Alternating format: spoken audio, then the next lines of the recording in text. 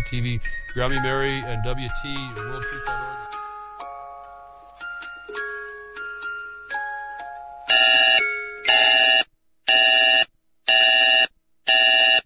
Take the red pill. You stay in Wonderland. And I show you how deep the rabbit hole goes. Is this the real life? Is this just fantasy? I'm a human being, god damn it! My life has value! It's time to ask yourself what you believe. Mass murder, torture, perjury, embezzlement, fraud, deception, treason. These are just a few of your many crimes against humanity. You will not win this war, for you are fighting the very essence of humanity.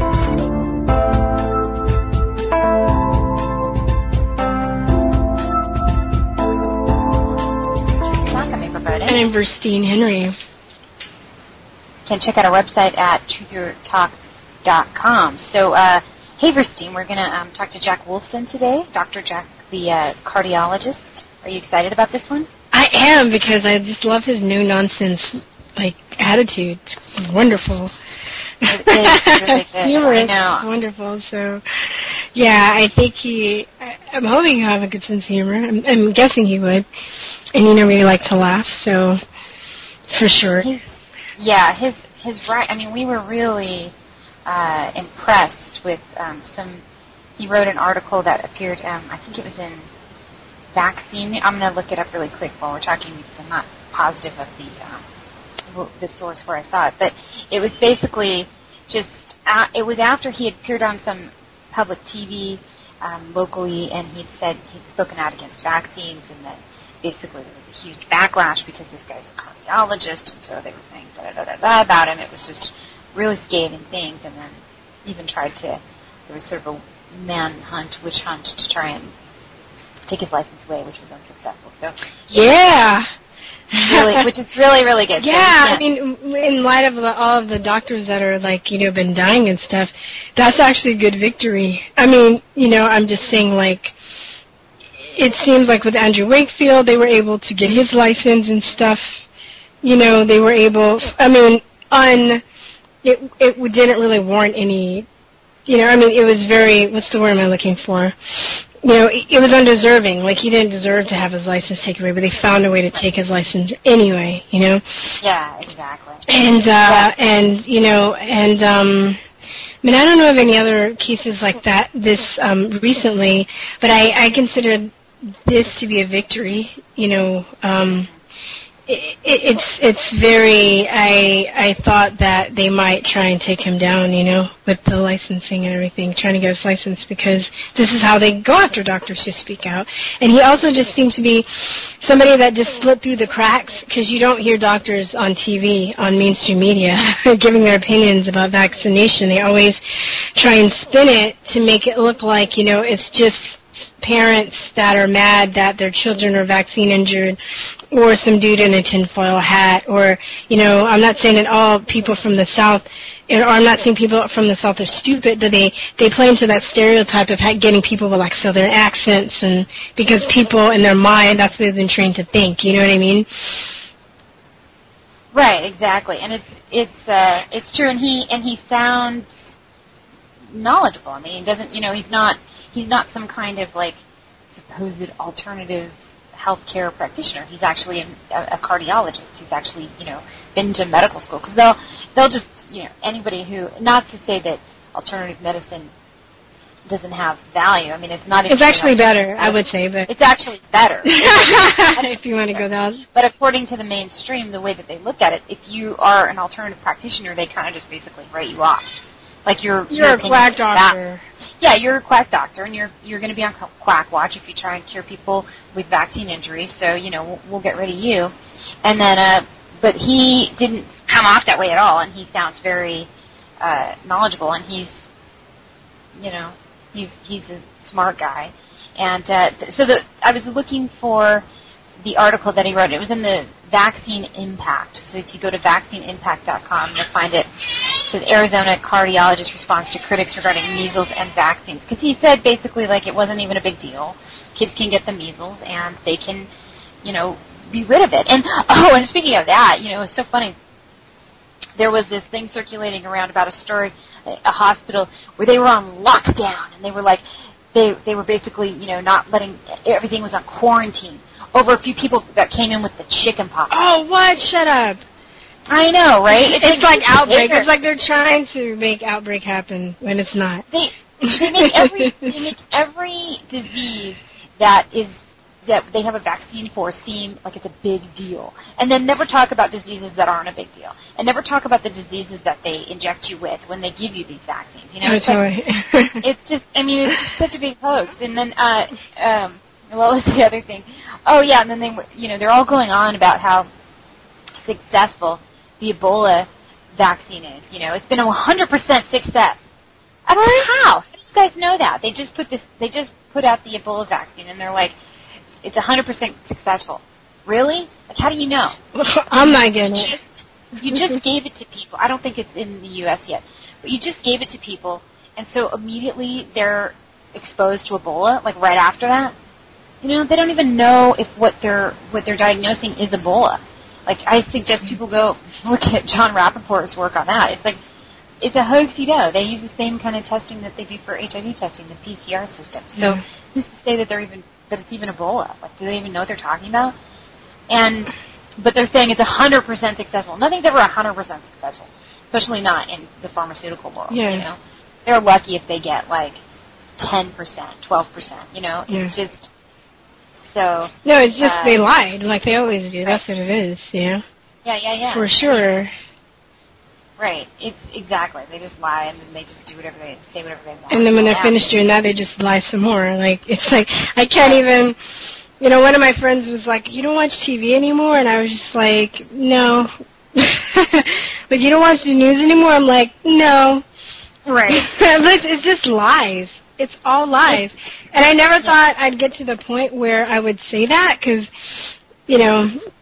I used to think there was some people that were like that. They're like, oh, they're just bitter or whatever. I guess I'm bitter because I've been lied to for so long.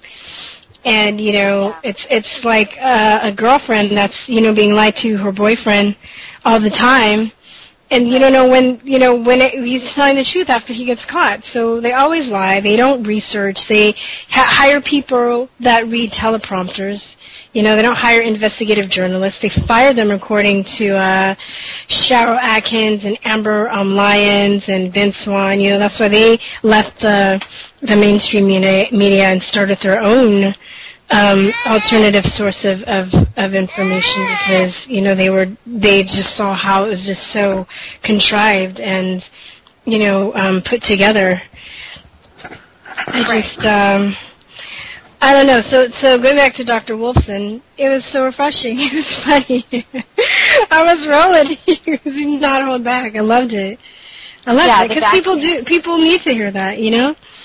Yeah, it was pretty much. He was just saying, that the anger that was directed towards him was misguided. So here, let me read what he said. Okay. I'll read a little bit of what he said here because I have it in front of me. So he starts off talking about the recent interview he did. It was on NBC Phoenix. All right. So he said, I want to address all this misguided anger and see if we can redirect it where it belongs. Number one, being angry at food companies, sugar, cereals, donuts, cookies, and cupcakes leads to millions of deaths per year.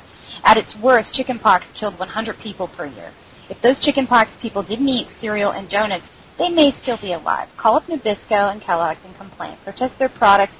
Send them hate mail. Number two, be angry at fast food restaurants. Tortured meat burgers, pesticide fries, and hormone milkshakes are the problem. The problem is not hepatitis B, which is a virus contracted by drug users and those who sleep with prostitutes, and you want to inject that vaccine into your newborn. Number three, be angry at the companies who make your toxic laundry detergent, fabric softener, and dryer sheets. You and your children are wearing and breathing known carcinogens. They cause cancer. Call Bounce and Downey and let them know. These products kill more people than mumps, a virus which actually doesn't cause anyone to die. Same with hepatitis A watery diarrhea. Number four, be angry at the companies spewing pollution into our environment. These chemicals are heavy metals, are known to cause autism, heart disease, cancer, autoimmune disease, and every other problem. Worldwide, these lead to tens of millions of deaths every year. Measles deaths are a tiny fraction compared to pollution.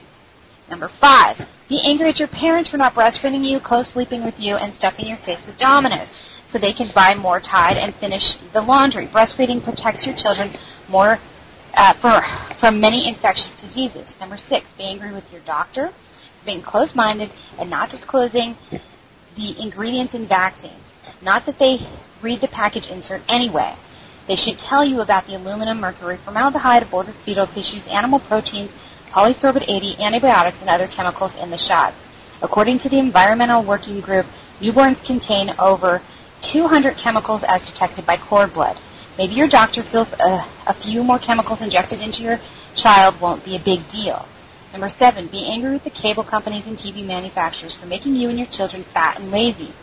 Not wanting to exercise or play outside. Lack of exercise kills millions more than polio. Where are all those 80-year-olds crippled by polio? I can't seem to find many. Number 8, in fact, be angry with Steve Jobs and Bill Gates for creating computers so you can sit around all day blasted with electromagnetic radiation reading posts like this. Number 9, be angry with pharmaceutical companies for allowing us to be living the above life can be treated with drugs. Correctly prescribed drugs killed thousands of people per year. The flu kills about no one. The vaccine never works. Finally, be angry with yourself for not opening your eyes to the snow job and brainwashing which have taken over your mind. You never asked the doctor any questions. You never asked what is in a vaccine. You never learned about these benign infections. Let's face it, you don't really give a crap what your children eat. You don't care about your chemicals in your life. You don't care if you sit around all day watching TV or playing video games. All you care about is drinking your Starbucks, your next plastic surgery, your next cocktail, your next affair, and your next sugar fix. This post was created with love with the idea of creating a better world for our children and future generations. Anger increases your risk of suffering a heart attack. Be careful. Dang! Right? I know, right? I couldn't stop. I was going to just read a couple, but they were just all so good. Oh my God, that was great, yeah. It was amazing. That, yeah. You know what? I didn't know about the laundry sheets. Not that I use those a lot anyway, but I didn't know that. I'm going to not use those. I learned something new. I mean, there are some, you can buy it. They're a little more expensive off the store, and I think there's even ways to make them. But it's if you do still like your laundry sheets, that you like the fabric softeners. But anyway, it's a really good piece, and it's well written, and I appreciate his directness. How he's just letting people have it. Because hypocrisy is appalling, and it's insulting, and it's annoying. Yeah. Like we talked about this too, that there are people that would do more research into their baby's nursery than vaccines. Oh, right. Or they'll research a house or a car or the latest newest electronic device before they research what goes into their body. It's ridiculous, and how people think it's like evolution. That we have all this cool stuff, but I really. The more I get into this, to see that we're actually devolving, Right. Yeah, we're clearly devolving. As a species. And, yeah, we are clearly devolving. And he points out all of these things and all of these ways in which we have been devolving, I think, in talking about, how we basically traded healthy lives for convenience. I think it's really down to it. Yeah. And we've, because the more that we innovate, and I say that with quotations, you guys can't see me, but the more that we innovate, we create things that are trying to make our lives easier. And so, while it might be that's making us lazier. It's making us lazier, and it's making us sicker. And complacent. And what else it is, what it is not doing is making us happier. Because people, how much is the industry for psychotherapy and people that need, have mental disorders or, sure, some of that is, a lot of that, I'm sure, is caused by these things in our environment. But we're not helping ourselves by trying to make our lives more convenient. We're not helping ourselves by, gosh, I'm so tired after I get off work, so let me just get some fast food and then we'll go sit down on the couch and that way I can relax for a few minutes. That's really the mindset. I don't think, most of the time it's not that parents aren't thinking straight away that they're hurting their kids. I think that they have the idea of, well, a little bit's not going to hurt. I just can't do it. I just can't cook dinner tonight. I can't do it. I'm just so tired. I can't do it. But I think that comes down to the way that we live our lives now. I mean, we're not, we're sitting in front of computers and we're doing all these things, and then we get home and we're tired, but we haven't had any exercise. We haven't exerted ourselves in any way. It's a weird life now. It's very strange. Yeah, it is. You're right. You're very correct about that. Yeah. No, so I don't know. But he was refreshing, and we were really excited to get him on. So it's been. Alice is excited too. She's very excited. Yeah. We'll have to tell him that we have a baby co-host. But I think he's got kids, so he'll probably be understanding about that. But yeah, he's really vocal, and he's been great.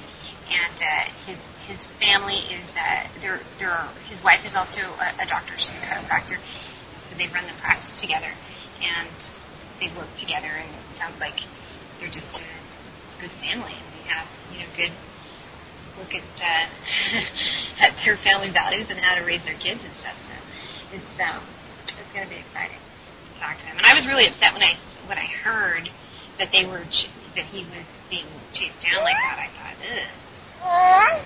Yeah. Yeah. I wasn't surprised, though. As soon as I saw that interview, I'm like, oh, they're coming for him. Yeah. No, I mean, my all goodness and good, energy was sent out to him. I wasn't, happy that you just know how they work now.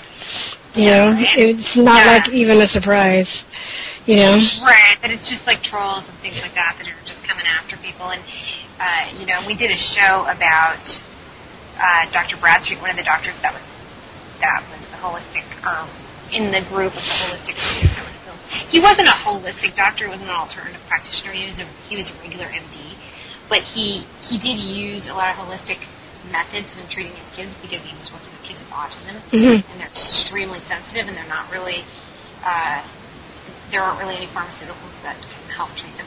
But, I guess that we were just, saying how people like that are very susceptible to being kind of demonized or taken out or things like that. There was some, rumor going around about Dr. Bradstreet. They ended up searching his office the day before he died, and they were looking for the GCMFA, MAF, treatment that he was getting off of what they had searched for him. And somebody told me, and I'm not going to say who, but somebody told me that she knows the person who blew the whistle on him had the FDA come in and search his office. So someone had called in, apparently had made a mistake saying that he was giving out illegal treatments or something like that to kids with autism. And so they sent in the people who do that raid on his office. And the person who they said was somebody from the neurodiversity movement. It was like a speaker. Wow, I hope she fucking burns, or he fucking burns in hell. Right. 1,000 times over. I don't know. If that's true, that person needs to pay greatly.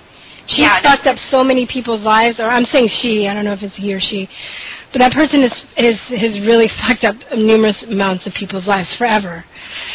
So, yeah, exactly. Because I think that there are people that feel like they're actually doing a good thing by doing that, and then I think that there's some people who are just so caught in themselves that they don't really see anything beyond themselves. Maybe, that person thought they were blowing the whistle, or outwardly saying, oh, well, he's doing the wrong thing, because they've been trained to think that, cures should only come from the allopathic, industry. So anybody that doesn't use that route is automatically a bad person. But at the same time, how do you just call somebody, how do you do that to somebody without really trying to see what they're about? Yeah. I would really try and make sure, you know, like they just don't realize the gravity of the situation. How far is their head up their ass? Not, you know? It's true. I mean, and as I said in my article, like, you know, with the that I wrote about this, some of the neurodiversity people are really offended by even the idea of a cure. You know, so the whole idea, so they probably have very little knowledge of what treatments he was using, or whether they were safe or not. Yeah, because they're not going to even bother. They're just going to be like, oh, well, right. my child is happy on numerous amounts of drugs the way they are, so... Yeah. You know, yeah, so don't judge me because I'm just going to give my kid Ritalin and Risperdal and whatever the hell, just, you know, because I love him the way he is. Yeah. He is. Right, exactly. It's just like, but, so, that's, I mean, so it doesn't surprise me if that was, it is true, but I just, that was, I mean, that was just a message I received, and I don't know if it was true or not. You know, I want to say this too. Oh, I want to say, like, the neurodiversity crowd, why is it people take that personally? Because if you do love your child the way they are and they're fine, then it's fine. We're not talking about you. I don't know, like why are they trying to take away the possibility for other people trying to cure their children? That's just really selfish and self-centered and weird to me. It is weird, and you know, but it's the same as like the. Because we're not trying to. Right. We're not trying to say, you know, we're not trying to force a cure on their kid. Right. You know, I don't get it. What's wrong with Well, no, it's the same as like the pro-vaxxers that, you know, go after Dr. Wilson and people like that, you know, because they just start calling in and they don't think about the consequences of their actions, or if they do, you know, they feel justified in their actions. Like, he should get the license taken away. How dare he? That's how I feel about Dr. Pan. You know, I feel like Dr. Pan should take his license away, but I feel like I've done enough research and I understand the gravity of the situation more than any of these other people do that are calling for this. Like with Dr. Pan, he's going to cause more people to be injured because he didn't fucking take the time to read and research like he should have. He knows nothing about, or maybe he does and he's just, you know, getting paid off. And just, you know, doing what he's being told to do, even though he might know, you know, I wonder if he vaccinated his own kids, probably, but it just strikes me that he's just really arrogant and stuck on himself, and that's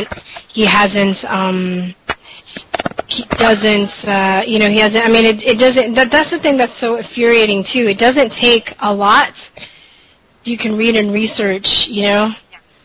And read the stuff, and he had people giving him, all those people that were lining up during the Senate hearing that were giving him information, 700 people, some people came with papers, some people had personal stories, some people, you know, there was a scientist that actually wrote a book about it who, like, left a copy for him to read. Nothing. You know, oh, I'm just right because I'm a doctor. All these people are imbeciles, and they mean nothing, you know. They're putting us all in danger because I was taught that in medical school, and that's all I need to know. I don't need to know anything else. Fuck him. Is he really that ignorant, though? Is he really? Because I think it's more like arrogance. I think it's like, you know, he is really that ignorant because when you're that ignorant, when you're that arrogant, you become ignorant because you're basically ignoring information that people are handing you. Like he had his opportunity. That I know people that personally called and emailed his office trying to tell him their personal stories, sending him, you know, information about vaccines. There was Tatiana. Oh God, I don't know how to say her name. I need to learn. It starts with an O. I'm just gonna say she's a Ivy League immunologist. Yeah. And she wrote an open letter, you know, to him with links and evidence and stuff. Nothing. Yeah. So he deserves to burn in hell. I think, you know, I mean, I don't know how this is going to go, but I think eventually, because I actually think even though it's infuriating, it's a good thing because it's causing more people to really look at this information, look at our justice system, to see all of the fraud that's going on with the politicians and the senators and everything. You know, it's bringing up people's eyes to a lot of the stuff that they probably didn't think to really investigate before, because they were in a comfort zone where they just expected, oh, well, our legislators will do the right thing. We'll just, every so often we'll just go and we'll vote. We'll just, punch a hole in a card, and, that's all we need to do. And I've seen people have the mentality lately that, well, maybe there's more that we need to do just than that. Even though I'm at the point now I don't vote anymore. I still, with the California, with the whole thing, I mean, I don't see how, I would like to say I would vote, but I don't see how it's going to make any difference, seeing that everybody's paid off. Except like one person. You gotta follow, yeah, exactly. I don't see, like, and then they don't have, and especially seeing how they dealt with people that I knew that called them and tried to talk to him, like that one lady that Rob Snyder called and was trying to talk to, and she posted on her page and making fun of him and calling Deuce Bigelow. Really? Wow. These are the people that represent us. If a rich man or a plumber or somebody that worked at Walmart, somebody that, wow, I mean, she'd make fun of them too, Right. It should work, but it doesn't. So I don't see where I should put any more of my time and energy into voting on this issue, because I think things are going to change. I don't think it's going to come through voting and hoping that they do the right thing. No, it's not. It's not going to make any difference at all. It's like, I really don't think it is, because the, like you said, everybody's paid off, everybody's, and I think really this push, and one of the things that's been driving this push is because they're under scrutiny right now. The measles, mumps, rubella virus, the MMR virus vaccine, is being called into question, because there were a couple of Merck employees who blew the whistle on how the vaccine didn't work. Yeah. And they had pulled up some data, and they said that, I think it was the mumps part of it, or the rubella, one portion of it, they had isolated that to study it. That isn't to say that the other parts of the vaccine work. It just means to say that that's the part that they studied, and they had done research into. And Steve Carell is one of the names. Oh, yeah. And so John Wolochowski, those two, yeah, right? Yeah, and so he said that it wasn't effective at all, and then they put that in the data, and they submitted their research. Well, they basically just erased what he wrote. And put the vaccine out completely. And he said it was just really obvious. Like, they didn't even try to make it look like they were trying to hide it. They just erased what he said about it being ineffective, and just put it on the market. And so these guys said, no, screw that. We're going to sue them, because we are not going to put our name on this data that's fraudulent. Yeah. So they're in the process of suing Merck and saying that, basically they put out fraudulent data. So that they're putting out data that wasn't theirs, but then they gave them credit for it, gave these scientists credit for it. So the thing why isn't that on CNN? No, I'm just kidding. Right, why isn't that on CNN? But Puff Daddy or whatever, Kanye West and Kim Kardashian's next three-headed baby is, you know what I mean? Like, it's bullshit. Right. And so the thing is that they now they're trying to come out with all this measles stuff and all this measles shenanigans. We've talked on the show many times before, but isn't that convenient? Just they're trying to force this in as they may actually lose the license to carry the MMR vaccine. So it's like push it out and get as much money off of it as we can while we can, because we might actually. And then for the people that are injured, they can't be sued because you can't sue the pharmaceutical industries, Yeah, I mean, Merck is an evil corporation. You guys make no mistake. And so I have no doubt that, or no. But didn't Japan? I'm sorry, Japan banned the MMR, right? I think it's like optional. It's not mandatory. Yeah, exactly. I think they made it optional versus mandatory because they were noticing an increase in autism But then if you Google that, what you'll come up with is that, well, Japan has seen an outbreak of disease since blah, blah, blah, blah, blah, blah. But I question that too. I don't necessarily how much disease they need. There's a province in China, Zhejiang, and they've had, I think they have almost 100%. Like compliance rate with MMR vaccine. They have measles outbreaks like the yin yang. Well, of course they do, yeah, because everybody's shedding. Yeah, of course, yeah. We know that the measles vaccine is especially, what do you call it? It has a tendency towards that because it's a live virus. So people who are carrying the live virus, they shed it, and then they pass it on to other people. And, another thing that I pointed out in my article, too, when I talked about I mentioned Garth Nicholson. Well, Garth Nicholson was the one who did the research into the Gulf War syndrome, and he found the mycoplasma-contaminated vaccines. And they were getting it through, so the Gulf War vets who were getting Gulf War syndrome were coming down mycoplasma, which they were getting through their vaccine, and then they were giving it to their family members. So it was actually transmittable. Yeah. So people getting the measles vaccine. So it's nothing new. It's like this happens all the time. And it's just, it's the same old story. You gotta realize that these guys aren't going to change that much. They're going to really pretty much, they're going to play the same old game every time. Yeah. So this is their game, and they're trying to get this out because they may lose their license. Maybe they're looking at that right now. And I'm sure that Merck has much more expensive attorneys than the other side because they have deeper pockets. No one's got that kind of, Yeah. I don't know how much these guys are worth, but they don't have that kind of money. That's for sure. So, just because it's impossible, because Merck has umpteen, they could probably buy the Federal Reserve Bank. I mean, Yeah. Who knows? I don't even know how, nobody knows. No one knows how much those guys have. But I'm sure it's a lot. But yeah, so anyway, we're going to take a short break because we are eager to take a break so we can get back and talk to Dr. Jack Wolfson. Woohoo! Everything I'm looking at seems crazy. The newspaper, the television, nothing's right. Nothing's telling me what's true. It's like I fell into a bucket of cream and kicked my legs until I became a mouse. What's that about? I'm a conspiracy realist, not a conspiracy theorist. I want a T-shirt that represents me. What? There's one that's available? Go to shop.truthertease.com, says the voice in my head.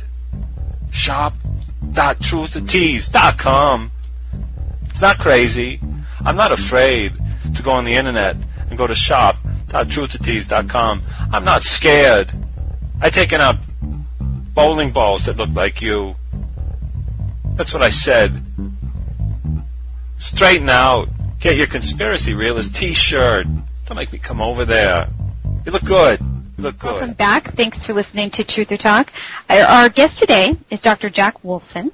Dr. Wolfson is a cardiologist and doctor of osteopathy from Arizona. He spent the first 35 years of his life following the mainstream allopathic model. Until he transformed from being a doctor who followed mindless cookbook medicine to one who will be amongst the leaders of the health revolution in this country. Last year's so-called measles outbreak here in California put him in the spotlight when he went on television and during an interview, and he spoke out against the overstated concerns of contracting measles and against vaccination. Following his statement, there was a witch hunt started by pro-vaccine trolls and pharma to try and revoke the doctor's license, which ultimately failed. He's still practicing healthy, organic art of healing with his wife, Heather, a chiropractor. Their motto is awakening the world to wellness. You can find the Drs. Wolfson at thedoctorswolfson.com and wolfsonintegrativecardiology.com. His latest book, The Paleo Cardiologist, is available for purchase at his website and Amazon. Please welcome to the show, Dr. Wolfson. Hey, Dr. Wolfson. Thank you so much, April. It's a pleasure to talk to you and Virstyne. Very excited about such a very important topic. As I hear your child, crying in the background, I mean, that's what we're doing this for. We're doing this for the children. There's no other reason to do it, because to take up this fight, otherwise you'd have to be, frankly, crazy, for lack of a better word. Right. Yeah. It's true. It is true. Because, I mean, yeah, it's not, it doesn't win you any popularity contest, does it? No, it makes for a lot of enemies out there. I mean, people that obviously whether or not they work for pharmaceutical companies, or they're tied in, or have relatives that work for big pharma, or they work for a pediatrician, or they work, for people that quote unquote promote public health. I mean, it goes on and on. The list of people that are against us. But fortunately, there's a lot of people that do recognize the body's inherent ability to stay healthy, that the body's natural response is to heal, and people that frankly want to keep chemicals out of our children. That's what we do on a daily basis, and we're not going away, and we're not going to stop fighting. Awesome. Right. So, I'm curious, why did you want to become a doctor? And I want you to explain, what the process is to become a doctor, because I think that there's so many doctors that are indoctrinated, and a lot of people don't understand maybe how the indoctrination process works. Does that make sense, in medical school? Yeah, it's certainly, it's a great question that you ask. And me personally, my father was a cardiologist. All of his friends, of course, were doctors. They were all DOs, for that matter. So I grew up amongst the DOs and idolizing my father. And when I graduated from University of Illinois, I didn't apply to any other medical school. I knew I wanted to go to Chicago Osteopathic, where my father was on staff. And really, right from the get-go, you're so excited to learn about the pills and the procedures. The pharmacology class, and you learn about all the different drugs, and you so anticipate the day when you can write your first prescription, or you can learn how to write prescriptions. That's at least how I felt, and I know obviously many others felt the same way.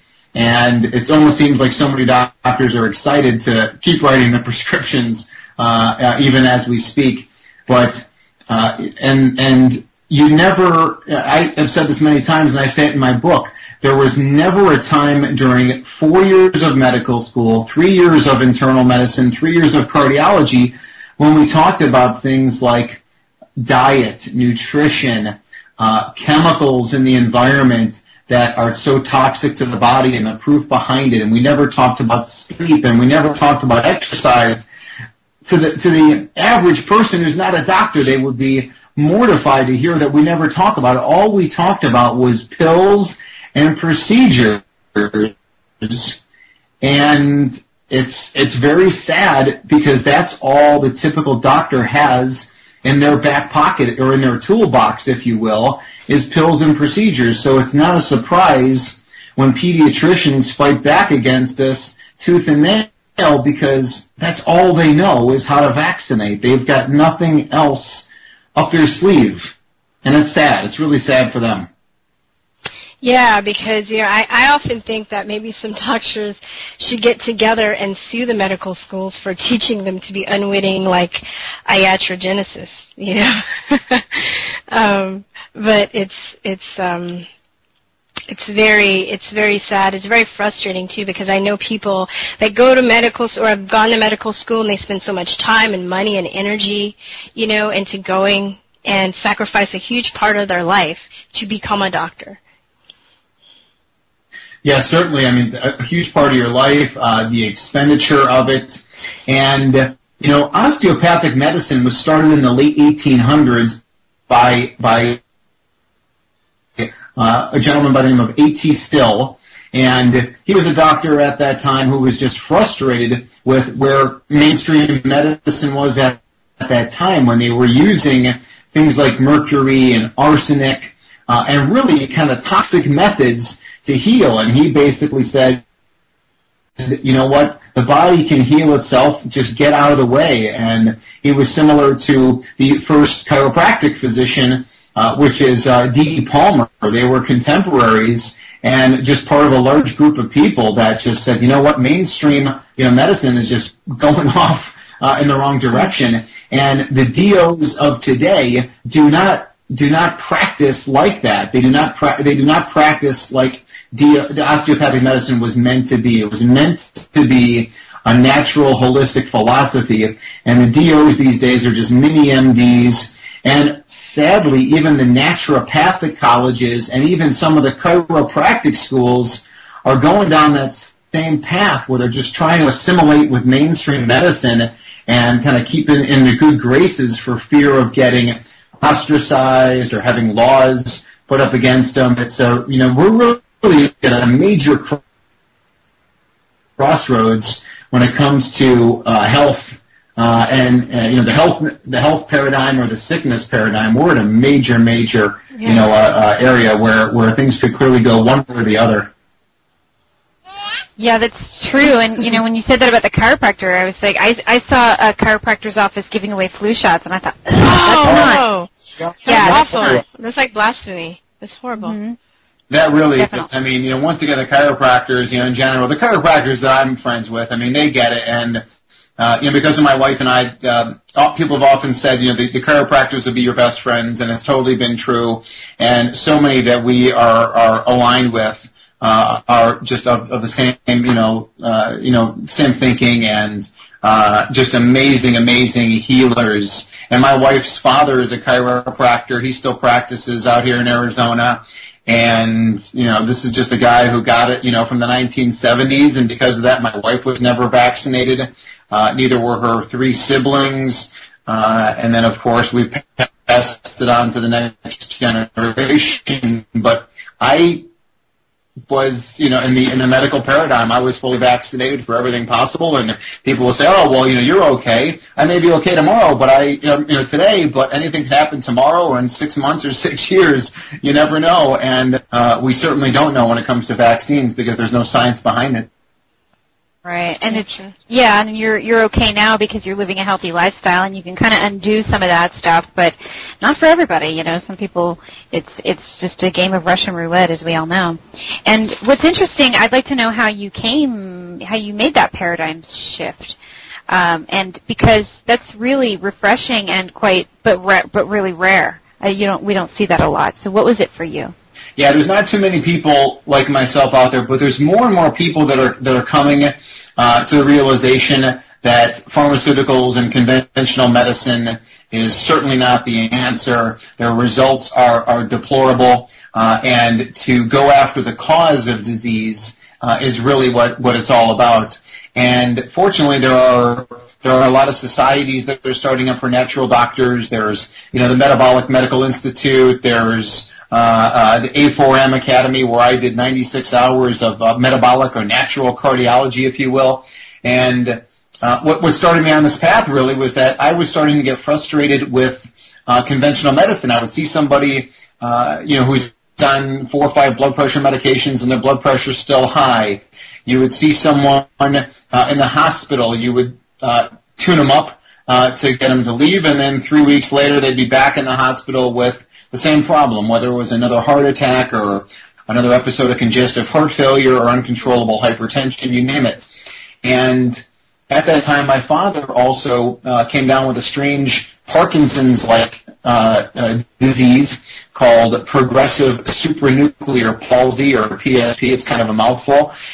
And it was a horrible death, what he went through, over 5 years of suffering. So seeing my frustration with conventional medicine, seeing my father, and then even my wife, who's a chiropractor, who's all natural, and she's, the pills don't work, the procedures don't work, you're going about this the entire, wrong way. And I opened up my eyes and I listened to her, and I read books and I read the literature, and I met with natural doctors and I went to conferences. And I was lucky enough to open my eyes from the Matrix, open my eyes from the mainstream brainwashing, and it all made sense. Like, wow, wait a second. Yeah, there is nutrition, there is sleep and physical activity and relaxation, and there's supplements, and there's actually evidence that all this stuff works. And it was just a total epiphany for me. And really amazing, and it's led to an incredible practice. And the best thing about it really is meeting people like you two, and people that just get it, that are awakened. And those of us of this generation, the Matrix generation, get that reference so easily about the movie, where all of our thoughts and all of and everything is all controlled. are just controlled by this, corporate pharmaceutical government, complex, and they're just running our every existence and every thoughts, and it's horrible. Yeah, well said. It's true, because it is quite a paradigm shift. I mean, you're a cardiologist, but you're the paleo cardiologist, and the mainstream would say, well, you got to take statins, you got to reduce your cholesterol, you got to, but that's not the paleo lifestyle at all, is it? No, it's not. In fact, a cardiologist contacted me from Pakistan overnight, and he sent me a Facebook, friend request, and I answered him back, and he said, what are you doing naturally to reduce the LDL under 100? And I said, I'm like, you need to read my book, basically, because in my book I say I don't care about getting your LDL, cholesterol under 100. That's not the problem. That's pharmaceutical speak, and I don't have any natural ways to lower your cholesterol, your LDL is below 100 unless we remove your liver, and that's not what I do. Once again, it's not, people do not have heart disease because they lack statin drugs, and they don't have high blood pressure because of a blood pressure drug deficiency. Children are unhealthy, and it's not because they lack more vaccines. Yeah, certainly. Everything is caused by poor nutrition and chemicals. And when you have good nutrition and avoid the chemicals and give children love and co-sleep and breastfeed, our children are going to thrive, and they're going to roll over, chicken pox like it's a joke, like it was a joke for me when I was 9 years old, and I ate garbage, and I wasn't breastfed, and I wasn't co-slept. And I ate Twinkies and Ding Dongs and deep dish pizza all day long with toxic hot dogs, on and on and on. And it was a joke to me, let alone how it would be to my two breastfed children that both had whooping cough, and it was an annoying cough for a month, and now they're fine, and they're not likely to ever to have a problem with whooping cough ever again, that's for sure. I have a question, because I remember you were saying in medical school that you never talked about, all you really talked about was like pills and procedures. And I was wondering if you remember if there were any people that dissented while you were in medical school and actually asked kind of critical questions, and what was that like, if you remember that? Yeah, certainly not that I remember. And oh, wow. It's something that I would remember, certainly if somebody was questioning vaccines, because some pediatrician would have quickly, squashed them, or a pediatric resident, would have done that.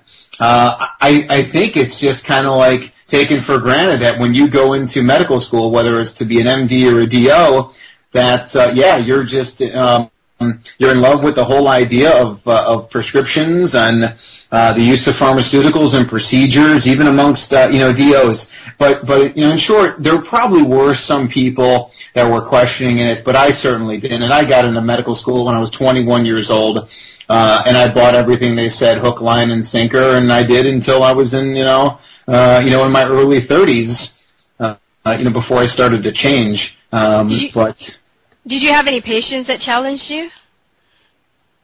Not too often, because obviously the majority of people, they want the quick fix, they want the simple solution, and they're brainwashed like everybody else. They watch television, and television tells us we need to be on our statin drugs to prevent heart attacks. We need to take our aspirin. We need something for our stomach. We need something for our depression. We need something for our anxiety. We need something for our, erectile dysfunction. We need testosterone. We need female hormones.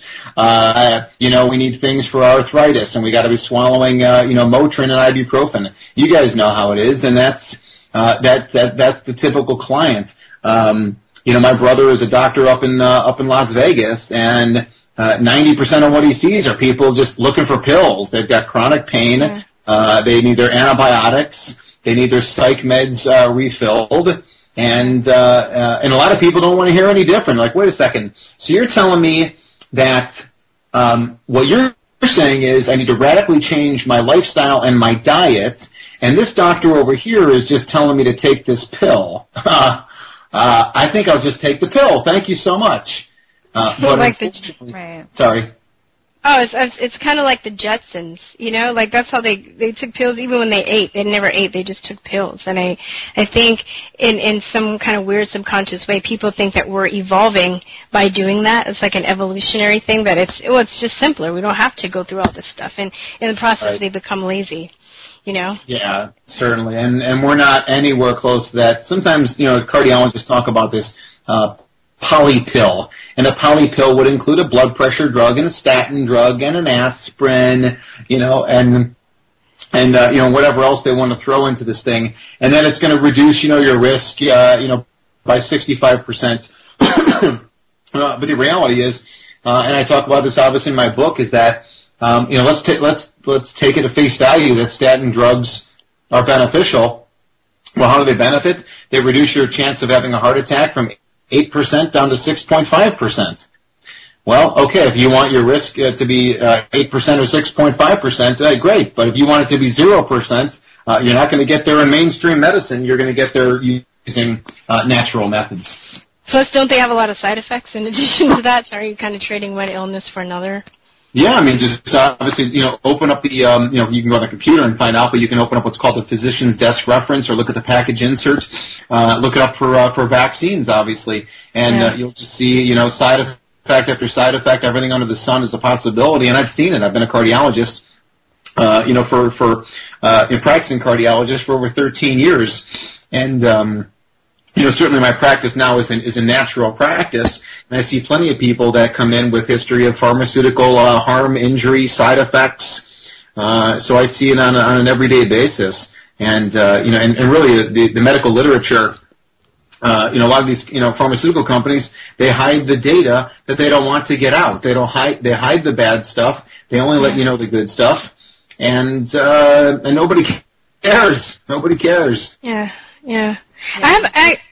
I just want one more question. Since you're a cardiologist, I want to know this, and you're talking about pills.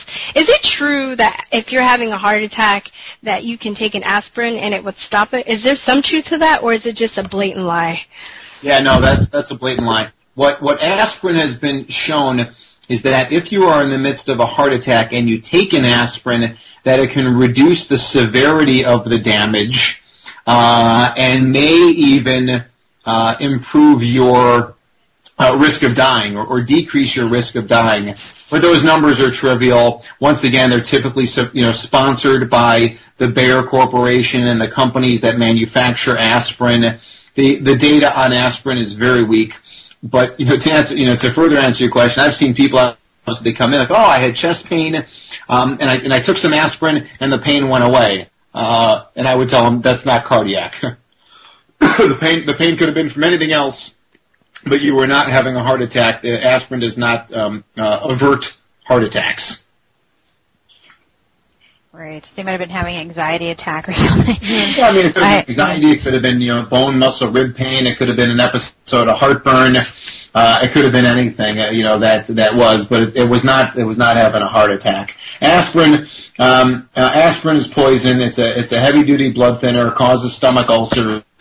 Unfortunately, tens of millions of people swallow it on a daily basis, thinking they're going to prevent heart attack and stroke. When in reality, if there is any benefit, it is so tiny. And if you were to explain to people the actual data and try and teach them something instead of just listening to what the television says, and if you read my book, obviously it's in there, the actual benefit of aspirin in the majority of cases is just about zero. It really is just about zero, according to their science, which of course they control.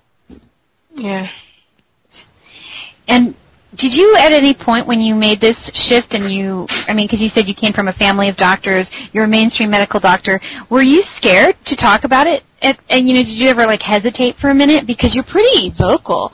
And that's how we found you, because I was, wow. We're like, dang.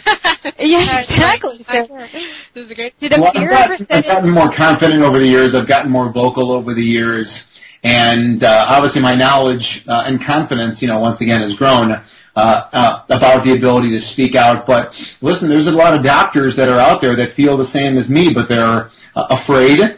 They're afraid of their medical board. They're afraid of other doctors. They're afraid of their partners. They're afraid of themselves to, once again, open up their eyes and say, wow, everything I was told, the whole premise is based on fallacy and lies and misinformation. But, for me, I had to apologize to doctors for what I was saying.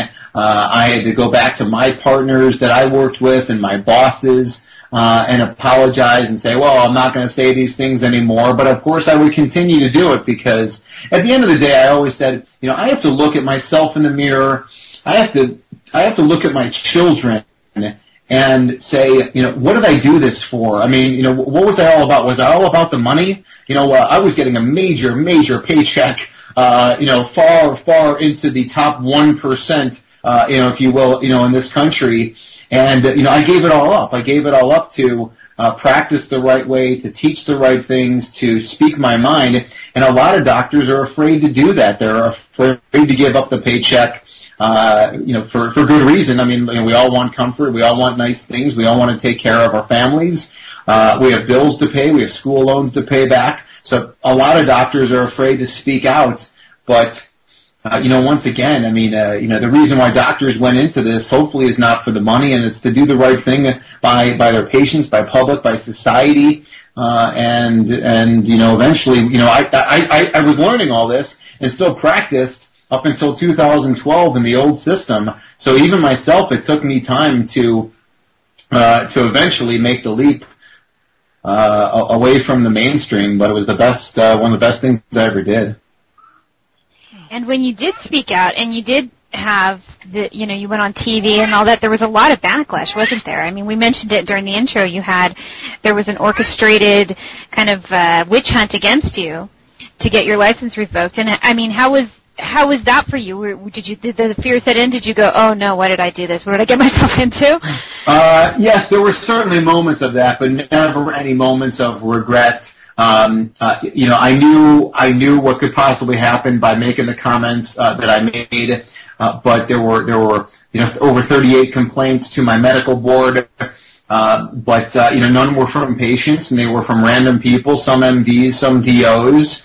Once again, if you challenge the establishment or the established thinking, you're going to get slapped around, and I did. But I, maintained that, hey, listen, I'm a doctor, and I have the right to question what's going on around me, and I have the right to question what we're doing regarding vaccines or statin drugs or procedures. And for people to think that doctors like me should be shut up. This isn't communist Russia. This isn't Nazi Germany. I mean, we have to question everything that's going around us. Otherwise, we're total fools, and we'll get run over by people who do not have our best interests at heart. And but once again, there's so many doctors that are fearful of that. Once again, the pediatricians.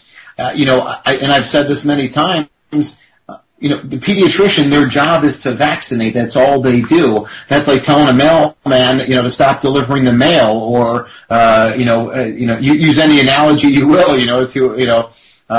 for an accountant to stop using a calculator.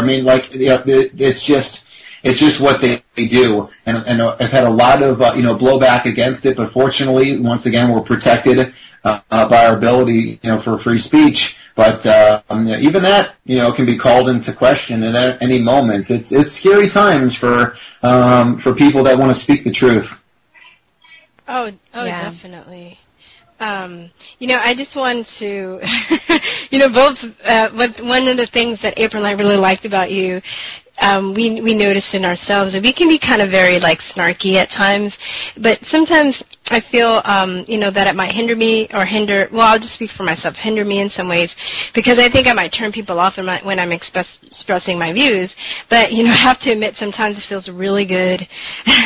And, but I want to ask, do you think that your no-nonsense attitude in dealing with people and their old-fashioned medical views serves you, or what?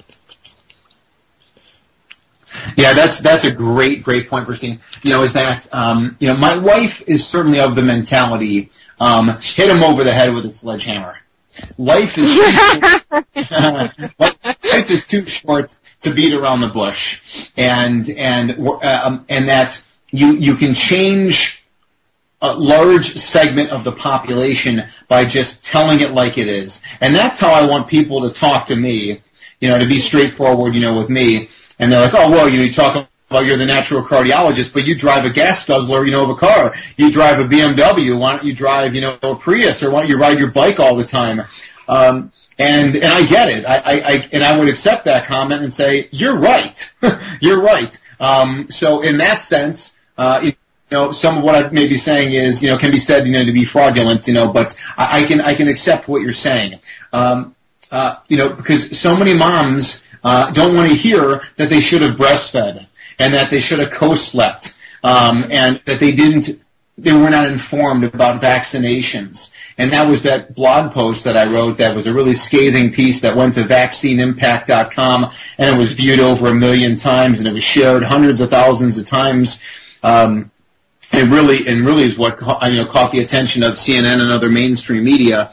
And it was just that in your face, like, hey, you didn't do these things, you didn't ask these questions, and why? Because you were too busy at Starbucks or waiting for your next sugar fix or getting your plastic surgery or, worried about your next love affair. And it struck a chord to be like, oh my God, this doctor, this cardiologist is saying all this stuff, and it was beautiful in the sense that a lot of people agreed, and it generated a lot of hate from those people that know it is the truth, but refuse to admit it to themselves and to the world. So, I'm able to dial it down sometimes. I feel like I get a decent sense of the people around me when I'm talking to them in person, but like I said, my wife is just in your face. I'm sorry you can't handle it. I'm sorry that you think that you were not successful breastfeeding because it was somebody else's fault. It was your fault. Your baby didn't, your baby, spit up your milk, and your baby had colic because you were eating garbage food and passed it on to your poor baby, and hence you had to stop breastfeeding and start using soy-based formula. Good luck with that.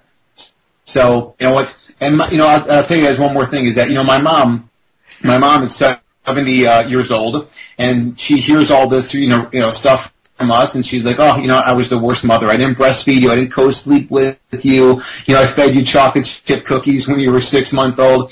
And I said, listen, Ma, you were a wonderful mother in a lot of ways. I said, but I'm not talking about the past. I'm talking about the future. And what you need to understand is that the best way to do it is to breastfeed, is to co-sleep, is to consider whether or not vaccines are right for you. And frankly, I don't think they're right for anybody. And realize this, Mom. So when someone asks you, if they ask your opinion, hey, Marlene Wolfson, what do you think about breastfeeding? You say, I didn't do it, but I should have. I didn't co-sleep, but I should have. I didn't feed you the right foods, but I should have. That's how we need to let our guard down and say we made mistakes, but in order to improve going forward, this is the way to do it. I absolutely agree. Yeah, because I have a vaccine-injured child, and and I'm obviously very anti-vax now, but I didn't know better at the time. But I think part of what has been I've been able to wake up and to go down this journey is because I said I made a mistake, and somehow inherently, and what I liked about your article is that it was straight and to the point and in your face, but I think somehow on a certain level we kind of know instinctually that these things are sort of wrong because of course people know that sugary cereals and these things are bad. They eat them anyway. They do it anyway. They go to McDonald's anyway, because they like the taste of it, and you grow up on it, and you get into the bad habit of it. But I don't know anybody who doesn't really know that those things are bad for them, So there is a level of that. It's like to shake people up a little and say, don't I mean, you know it's wrong and don't do it. But even on a certain level, we recognize vaccines are wrong because when you take your kid to the doctor's office and they plug them, it's the whole thing is bizarre. I mean, they're like abusing your child right in front of you. And it just didn't feel right, and then, of course, it wasn't right. But, I mean, that's something I've had to live with, just like you do. And, both of you making mistakes, and you have to live with it and move on and say, no more, this isn't going to happen anymore, and I'm going to tell you why. Because it's that. Our first child, we have 2 boys, and our first one we circumcised, and we did that because it's part of our religious faith, although we've pretty much given up that, and I'll talk about that in a second. It's part of the Jewish faith to do it, and thinking, okay, well, Dad is circumcised, being me, and all of his friends, when he's in the high school locker room, blah blah blah. But we still were kind of unsure about it. We were like, oh, the family, they'll be upset, and we made a mistake. We circumcised our first guy. We did not circumcise the second guy, it's a mistake that we have to live with. Hopefully, it's not the biggest mistake we ever make. I think plenty of people probably turn out okay, from circumcision. But once again, it's just about looking past, what we did, previously, and it's about, going forward and doing better. Yeah, well, since you said that you talked about that in a minute, I'm going to prompt you to talk about, why did you stop circumcision and not practicing your faith, or stop practicing your faith? Well, as far as the faith is concerned, it's almost like you hear from people in the Jewish religion that if you don't circumcise your males, then they are not in the covenant with God, with the Hebrew God. And we were not really religious before this, and it was kind of like, okay, if you're saying we're not in the covenant with the Hebrew God, then I guess we're all not in the covenant, and we're all going to quit and all not really, be observant at all. And I guess that's just where things stand with that. There's an amazing documentary called Cut, and it's done by an Orthodox Jewish person. What he, basically documents, and he talks to, different rabbis and medical doctors and all the people that have their different reasons, for circumcising, but he eventually talks to a rabbi, and the rabbi says, circumcision is cruel, it is barbaric, and the only reason why we do it is because that's what God commanded us to do. So, yeah, and that's something you're going to have to, because you have 2 kids, and then the other one, does he ever ask, the younger one, the older one, does he ask why he is and your other son, your 3-year-old, isn't? Yeah, no, we talk to him about it. He's 8 years old. He's a very intelligent boy, and we tell him, we're like, hey, listen, we made a mistake. I mean, I don't want to give him a complex about it and make that big of a deal. Yeah. Certainly. But we tell him, listen, Dad is circumcised, and so is your cousin, and so is your cousins and your uncles and stuff, and so is everybody else. But your brother is not. So how the dynamic will play out over time, I don't know. But plastic surgery on baby boys is wrong. Plastic surgery on baby girls is wrong, to remove parts of their female genitalia. It's just wrong, and I don't care. Sometimes people say, "Oh, well, you know what? There was a study done which showed decreased STDs." Blah blah blah. You know what? I mean, their studies are full of flaws. You're never going to take a population where you start from the beginning and randomize them and say half circumcised, half not. We'll see what happens in the long term. There's errors in all their kind of methodologies. The bottom line is we should not be performing plastic surgery on newborn baby boys. If they want to get circumcised when they're 16 or 18 or whenever it's officially legal, that's fine. But in our house, it ain't going to happen. Yeah, it's a bit bizarre too that even though it's supposed to be originally a Jewish custom, it's part of our. It's really widely done in the United States and in England or Britain, I would say. Right. Very bizarre.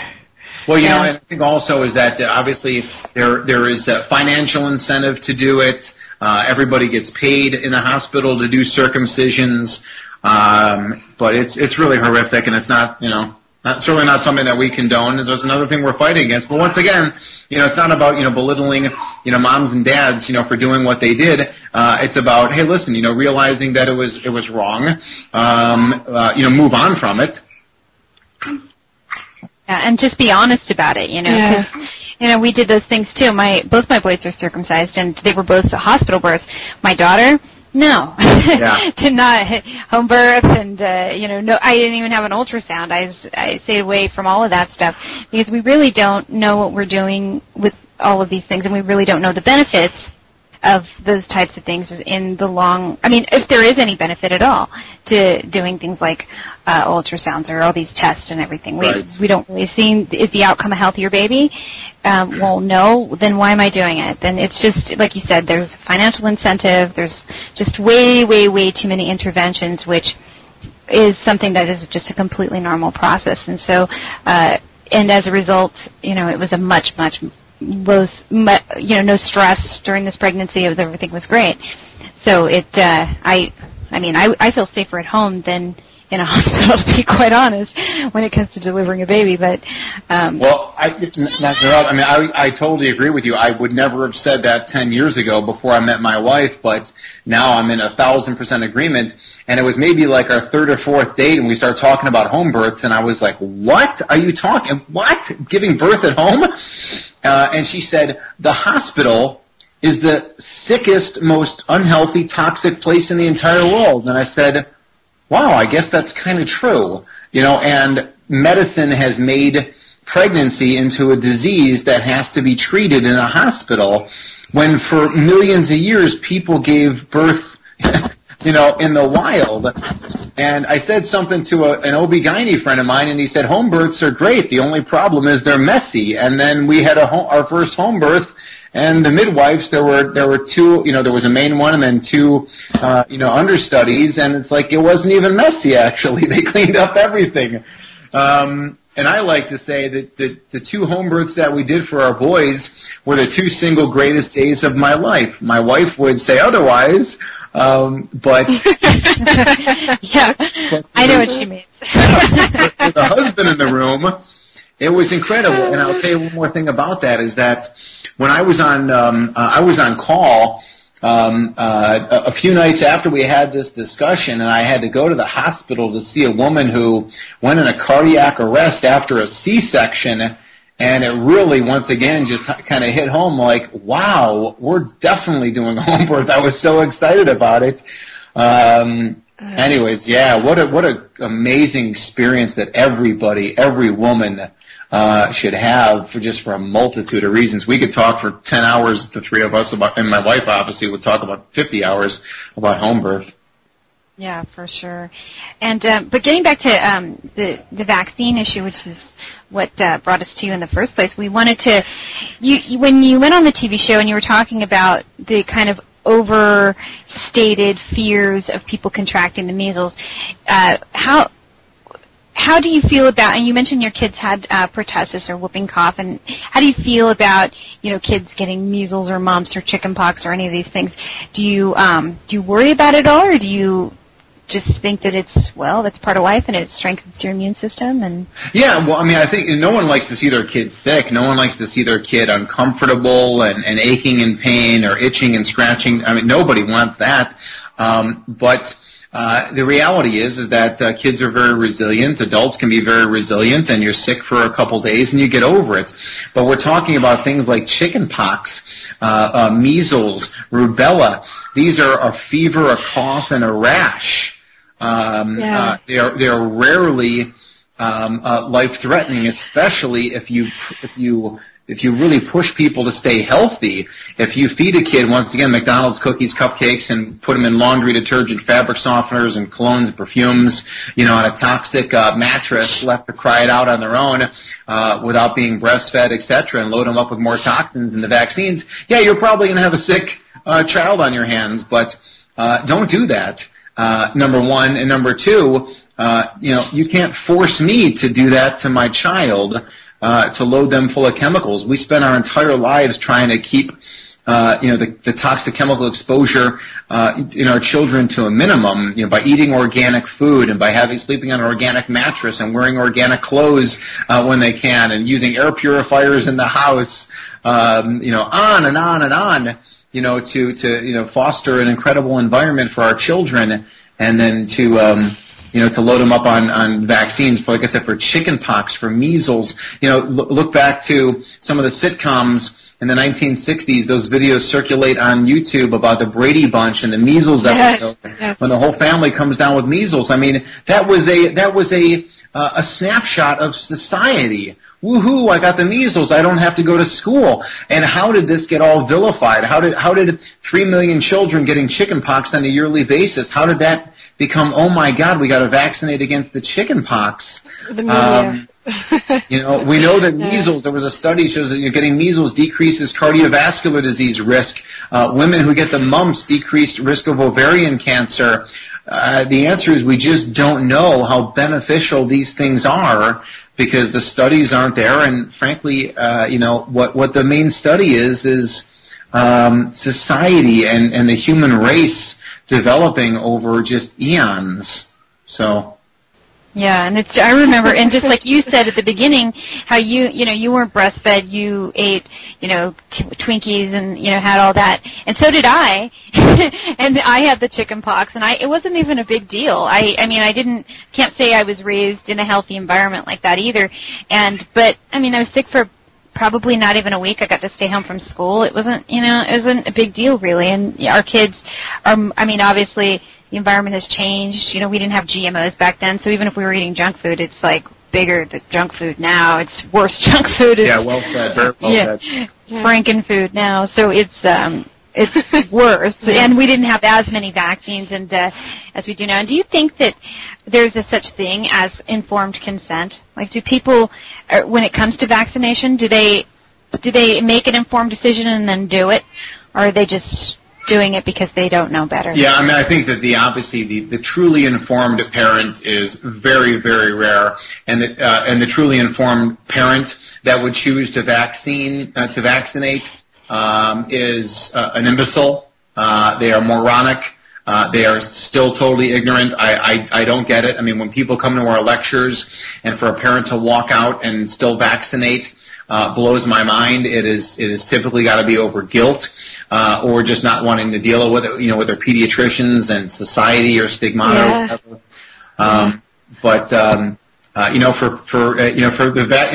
For example, in cardiology, there was a study that just came out about a month ago that looked at true informed consent regarding the invasive procedure called an angiogram. And what the study found, New England Journal of Medicine, they found that only 3% of the time, not 33% of the time, was a cardiology patient fully informed prior to making their decision. And they found that when the total group was fully informed about the risks, the benefits, and the alternatives of that particular cardiology procedure, the majority of them elected not to go through with the procedure. And 3% in cardiology, true informed consent in a pediatrician's office happens 0%. You go into to the pediatrician's office, time for your vaccines. If you question, they will get upset. They will throw you out of the practice. They will not want to discuss this with you because in their mind there is no reason to have an informed consent because they don't know themselves. Significant risk.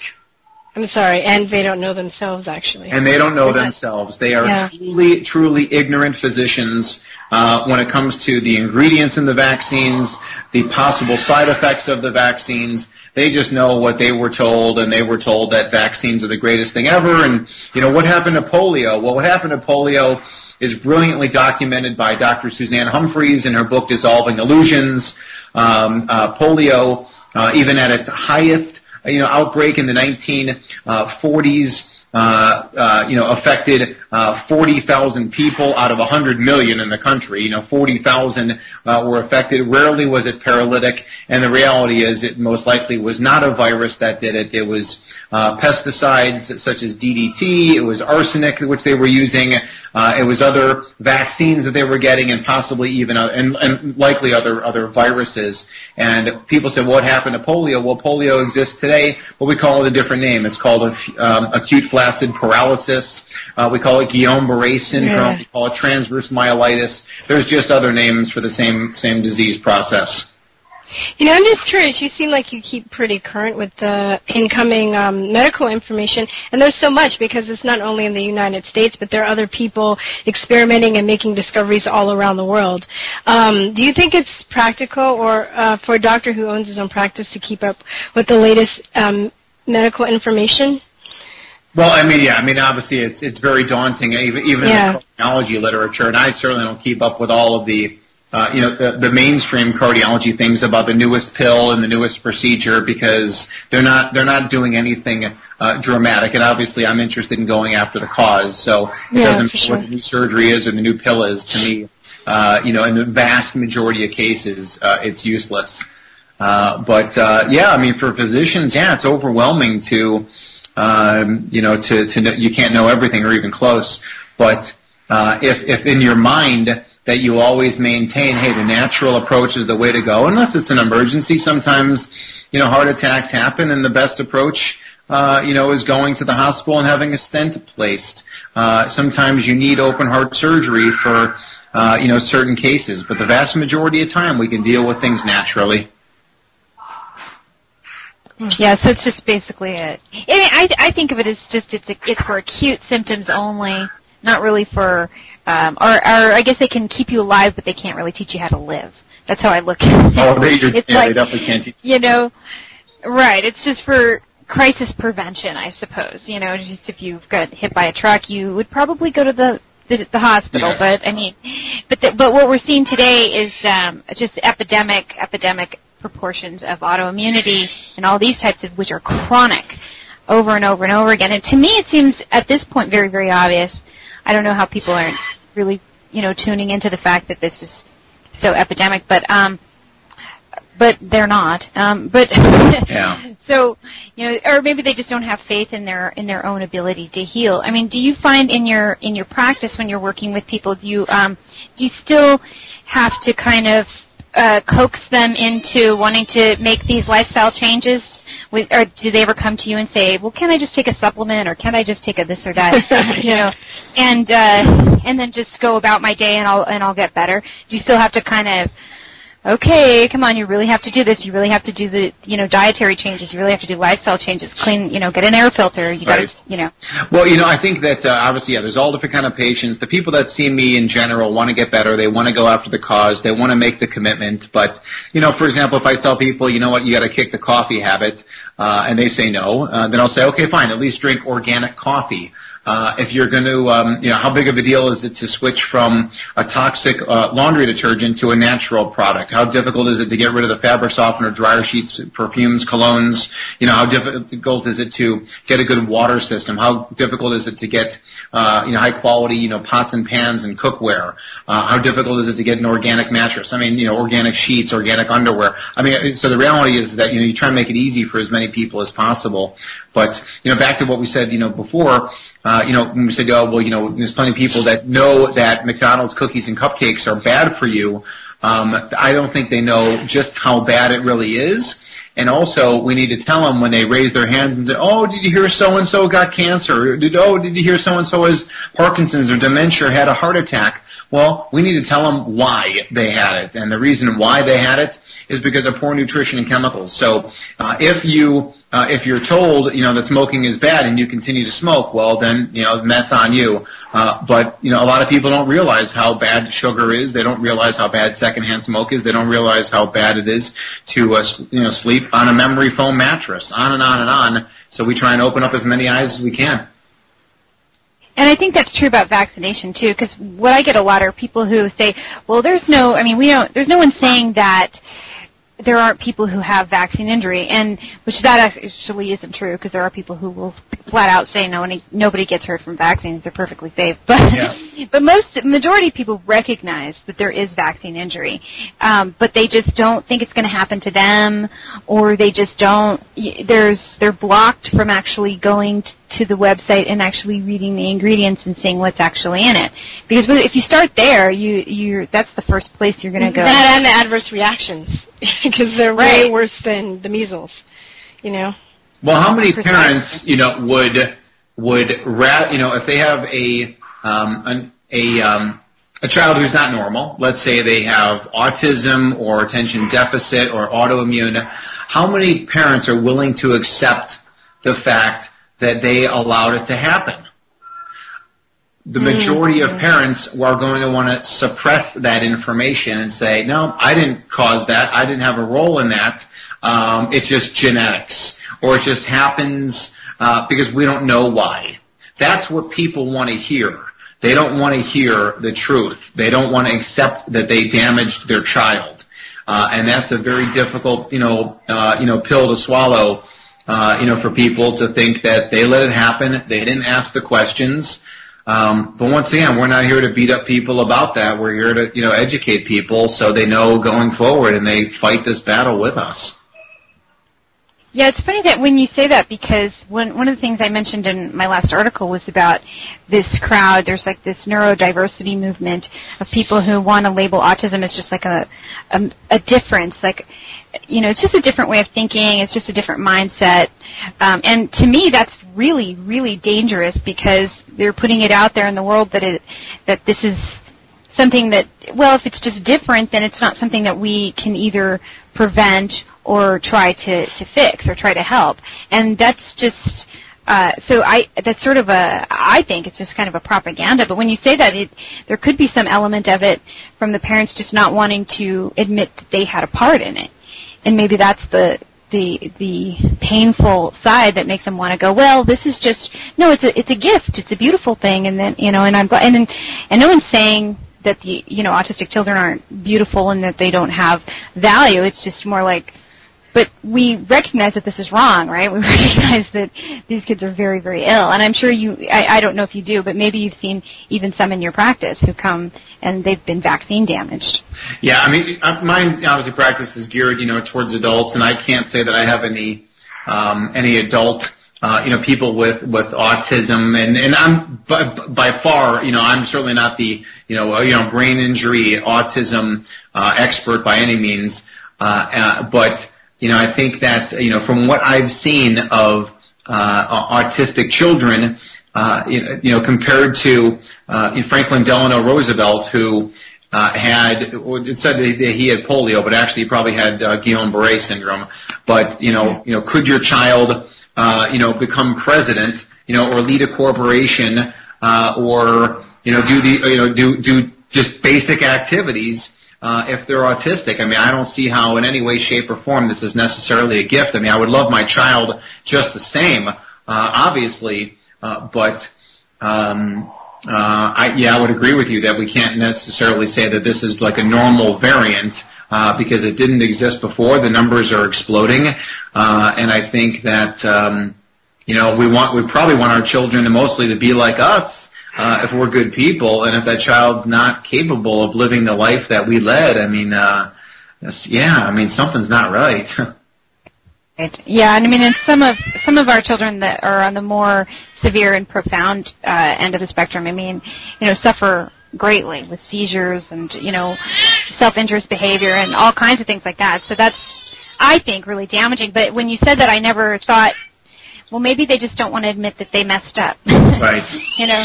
Guilt, so that could be part of it. Guilt is a horrible, horrible, horrible feeling to have, and it's much better to suppress it and to take, drink alcohol and to smoke marijuana and to take your pharmaceutical drugs to ease the pain and cover up the pain of what you did in these scenarios before people would admit it. And frankly, obviously, there's a lot of people out there that are thinking, okay, fine, vaccines are dangerous, but you know what? I injected them into my kid, you're going to inject them into your kid. And that's scary. Yeah, That's scary. Wow, yeah. Whew. Yeah, really, really good point. And we're almost out of time here, but before we go, I wanted to mention that you have a book, and so your book is available on your website, the Paleo Cardiologist. So can you give us a little summary? What do you go over in your book? Yeah, so thank you. It's called The Paleo Cardiologist, The Natural Way to Heart Health. It's available on Amazon. It's available at our new website, thedoctorswolfson.com. And doctors is abbreviated DRS, and of course we're on social media, Facebook and Pinterest and Instagram. I kind of just got into Instagram. I love kind of showing the recipes, or just we're out hiking, and it's just awesome to connect with natural people from all over the world. But the book has 17 chapters, 2 of which have to do with paleo nutrition. The rest are on how important cholesterol is, what cholesterol is, what LDL is, HDL, the cardiology particles. It's about the importance of sleep. It's about how to avoid toxins such as heavy metals and plastics and other pollutants. It's about relaxation. It's about physical activity. It's about everything you need, really, not only to have a healthy heart, but a total healthy body.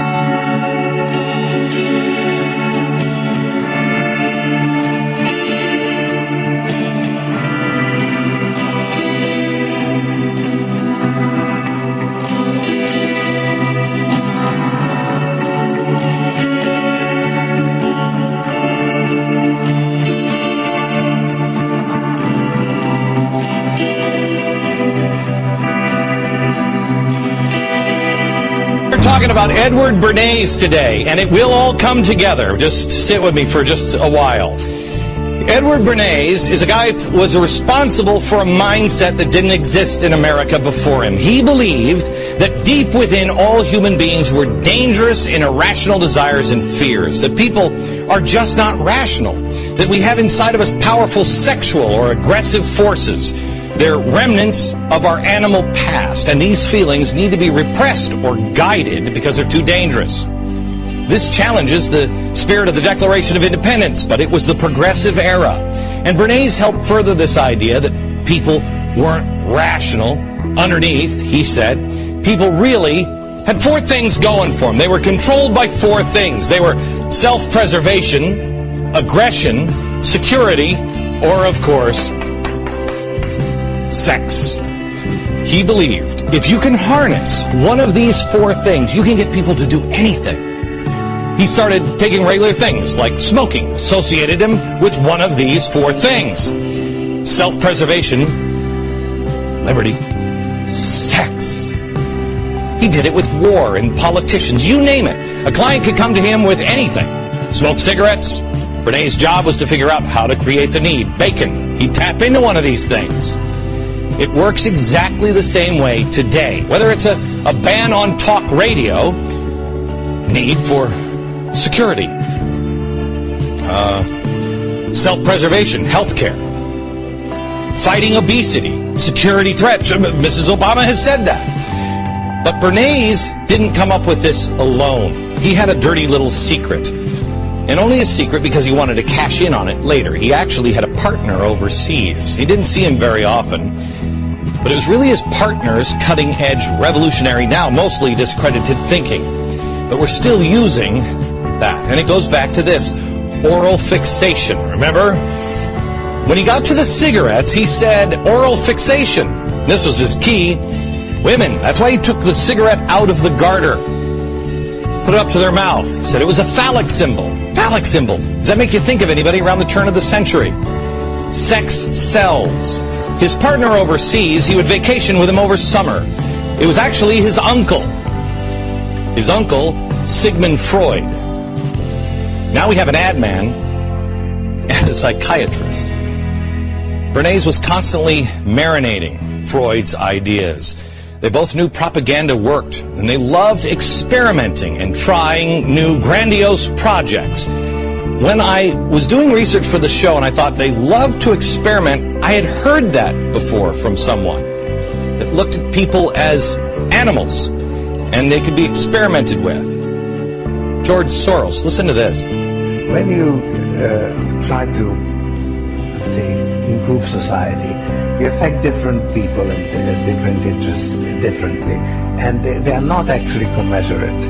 So you very often have all kinds of unintended adverse consequences. So I had to experiment, and it was a learning process. The first part was this subversive activity, disrupting repressive regimes. That was a lot of fun, and that's actually what got me hooked on this whole enterprise. It was a lot of fun. We had to do experiments. Sometimes experiments go wrong. They went wrong. This exact philosophy went wrong overseas because of propaganda. Overseas in Europe in the 1940s, they saw exactly how propaganda could go wrong. And we watched it over here, and Bernays saw how it could be used for evil. But our government decided, okay, we don't want to make the mistakes of Europe, so what we're going to do is we're going to use propaganda for good. So believe it or not, we started for the first time developing community health clinics. Did you know that? It was because the government was afraid of these feelings inside that had been manipulated through propaganda over in Europe. And they said people aren't equipped to deal with these animal instincts. So we have to introduce these ideas into American families. This was the first public health clinic. It was the mixing of science, ad man, and propaganda. Oh, and government.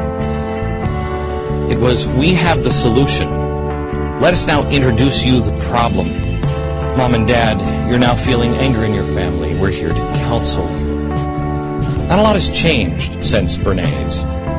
Healthcare bill of today. What does it have in it? It's an attempt to establish voluntary home visitation from the government health officials. They will counsel you on things. It's exactly the same kind of thinking. They want to counsel you because whether you're too stupid or too dangerous, there's something deep inside of you that they don't trust, and you need to be managed by a group of elites. You can't be trusted with your own decisions. This president has even made it clear that he has a commitment to use behavioral psychology as a major tool in his administration. Obama had his top people, before he even got in, reading this. Now the title kind of makes sense, doesn't it? Animal Spirits. How human psychology drives the economy. All you have to do is nudge them, move the herd one way or another. You know, Adam Smith is always made fun of by this administration and those on the left as being nonsense, the invisible hand of the market. But that's what this is. Except it's not you're the herd. It's just a select few guiding the animal spirits. Which brings me to what I think Obama's most important post has been, his regulatory czar. He filled it with probably the world's top behavioral psychology minds. Cass Sunstein. Cass Sunstein, I heard a video with his wife at one point. She said that he dreamt about having a regulatory czar position. I guarantee you, he'll take this as a compliment.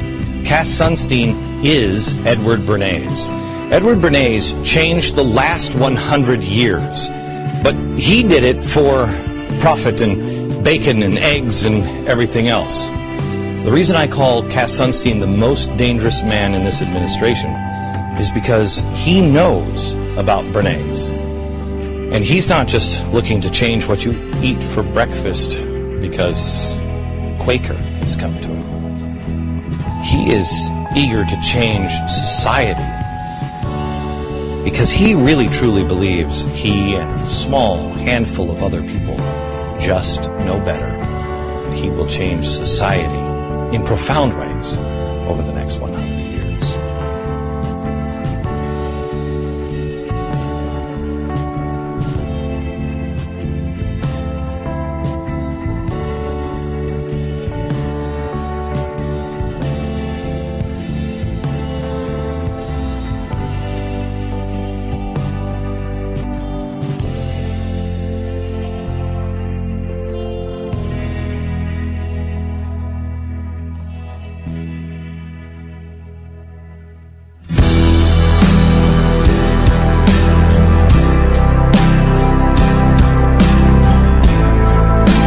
The Disneyland measles outbreak is spreading fear this morning well beyond California. One victim traveled to the Seattle area for the holidays, flying there and back to California on 2 different airlines. The woman in her 20s is not vaccinated. Carter Evans reports she's the latest example of a controversial trend. The measles outbreak at Disneyland has proven it's a small world after all. Health officials now say 26 cases in 4 states have been linked to visits to the park in mid-December. Of those infected, more than half were not vaccinated. Around the world, we've seen big outbreaks of measles. There's more of a chance of the virus coming to us. On the other hand, the other issue that we know is that some communities are certainly seeing immunization rates drop. And so there's a combination there of risk factors. Here in the U.S., measles infections have skyrocketed. More than 600 cases were reported last year, the highest number since 2000. The virus is highly contagious and can take up to 12 days to show up.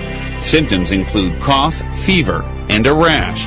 The resurgence of this disease, once believed to have been eliminated, has doctors concerned. Getting everybody vaccinated is so important because trying to contain these infections can really be difficult. There's a lot of information out there that can be confusing or contradictory, and if people don't get immunized as a result, that's a problem. Skipping shots has become a growing trend in parts of California. Last year, parents turned in more than 13,000 personal belief exemptions, informing the state that their children would be opting out of recommended vaccines.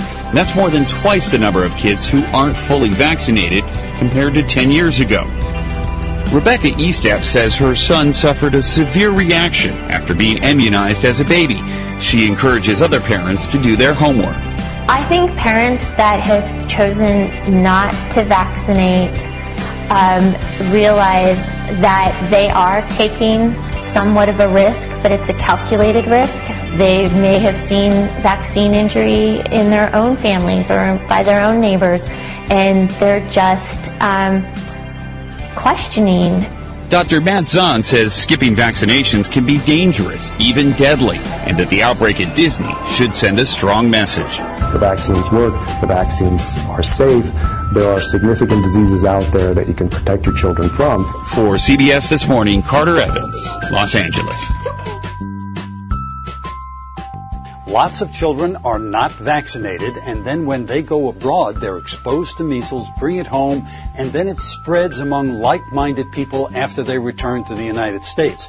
As you say, the whole age spectrum can be affected, all the way from infants to some adults. So this is a new problem, and the answer is we've got to vaccinate our children, and if you go abroad, check with your doctor first to make sure that your measles protection is up to date. Now, doctor, the decision to vaccinate or not has been one of quite a bit of debate over the years for parents of young children. And parents fall on both sides of this issue very squarely. But from your perspective, when you look at kind of the public risk, not just for one child, but the public risk of measles, is there any valid medical reason to not be vaccinated? There is no reason not to vaccinate your child. It's important for that child's safety. It's important for the whole community. The vaccines are safe. They are effective. Talk to your family doctor. Talk to your pediatrician and get your child vaccinated so that measles will not be reintroduced into the United States and spread. It's a serious disease. 15% of these people who've had measles have been hospitalized. And I'm also seeing, talking about the statistics of this year's measles cases, more than 50% of the cases are adults that are 20 years old or older, which to me on the surface is a little bit surprising because we're not talking about those high-risk groups that we often do when we talk about the flu and other diseases, the young and the old. Why adults 20 years and older, why are they getting hit so hard? Well, some of them simply have an uncertain measles vaccination history. And that's why if you're traveling abroad and you can't document what happened in the past, you'll get a measles vaccine before you travel abroad. Be protected, and then you won't also bring measles back into the United States. Doctor, really kind of bottom line, how big of a problem do you think this is? Is this going to be 1 year when you believe there's going to be an uptick, or do you think that this is going to be an ongoing major problem, and the public education campaigns are going to have to start all over again, and 20 years of efforts to eradicate this disease are going to be all for naught. It'll be continuing for a while because there are millions of cases of measles that still occur around the world. We are a small globe. Travel is between the developing world and us all the time. And so there will be continuing threats to bring measles back into not only the United States, but the entire Western Hemisphere, which is essentially measles-free except for importations. So we will have to remain alert. All the more important, keep vaccinating children. Make sure that all of us are protected.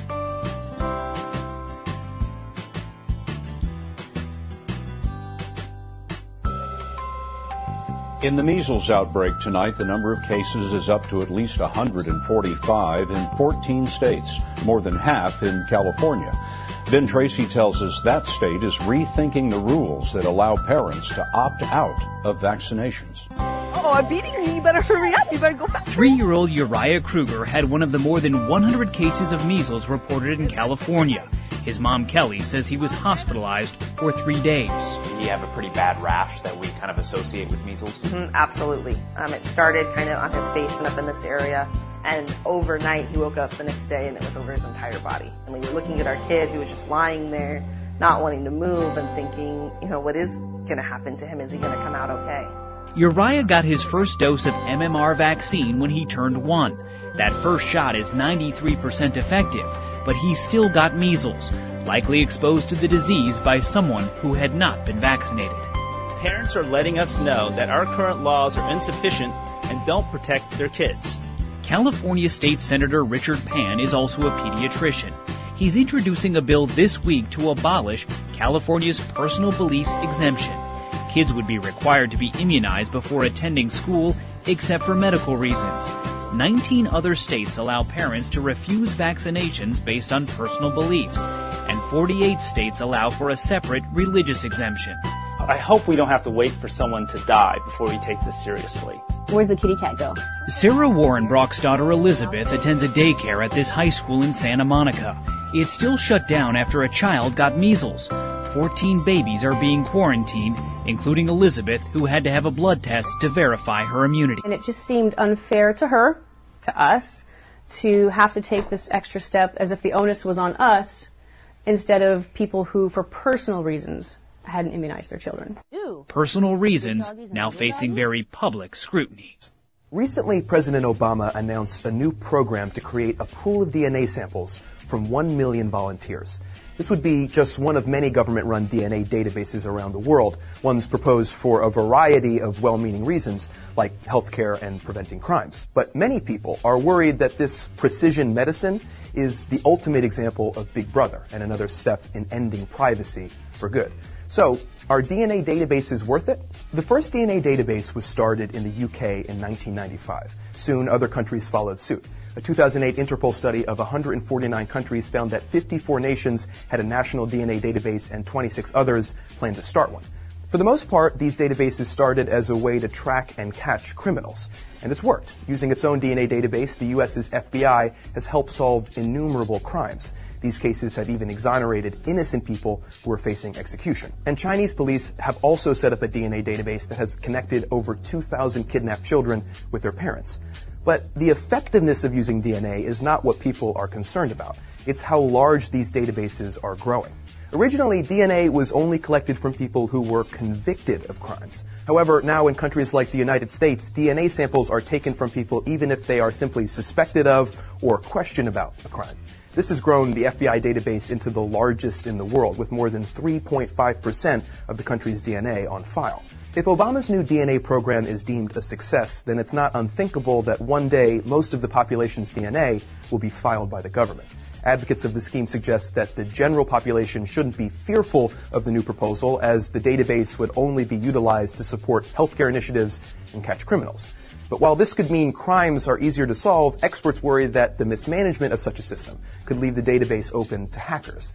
And other skeptics are concerned that supporting the new program is one step closer to mandatory DNA samples for every man, woman, and child in the country.